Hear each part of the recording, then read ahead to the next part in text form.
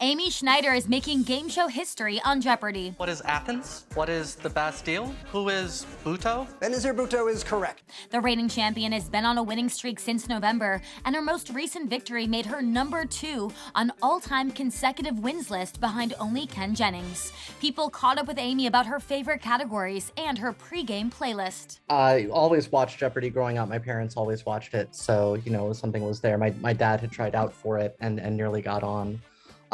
So it was just, kind of always a part of my life, and, I've got a good brain for it. So I just sort of felt like, yeah, it'll probably happen someday. And I think the best are geography. I've always been interested in. I just loved maps ever since I was a kid. And history. I read a lot of history, just, for fun.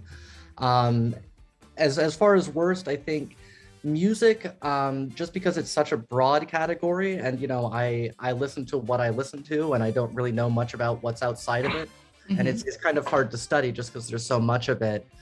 And I would say too, and given the context, I don't know, but the fact is, celebrity relationships and divorces and things like that is also something that I'm relatively weak at. And one that I did just talk about on the show was my playlist.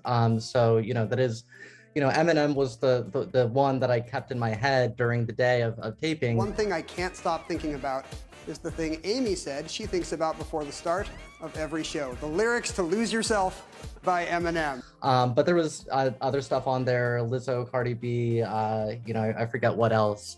But I definitely had a playlist all ready to go for the morning of taping. Amy is breaking Jeopardy records left and right. She's the first woman to accumulate more than $1 million in earnings, and she holds the record for most consecutive wins by a female. Amy is also the first transgender contestant to qualify for the Tournament of Champions, and she shared how her platform has had an impact on the transgender community. I think a lot of the most meaningful to me have been actually from sort of parents and grandparents of trans people.